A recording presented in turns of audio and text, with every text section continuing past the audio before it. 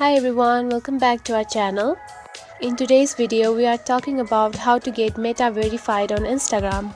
You know that little blue check mark that shows everyone you are the real deal? Well, in today's video, I'm going to walk you through the steps on how you can apply for verification on Instagram and get that coveted badge. So let's get started. First of all, find the Instagram app on your home screen. Now open it. Once you are in the app, go to your profile section. Here you can see 3 horizontal lines. Now tap on it. Next, select the account center option. Scroll down till the end and here you can find the option of Meta verified. Now open it.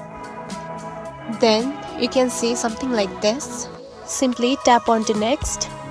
If there are more than one account, then choose the account that you want to get Meta verified. Here you can find the pay to get benefits option. Simply tap on it. After few seconds, the Instagram app will ask for you to pay for the Meta verification, and then you just need to pay for the Meta verification standard. It is showing on the screen. It costs about $5.79 USD per month. After the payment, you will get the Meta verified standard badge very soon. And that's how you apply for Meta verification on Instagram. It's a simple process. If you found this video helpful, don't forget to like and subscribe for more tips. Thanks for watching.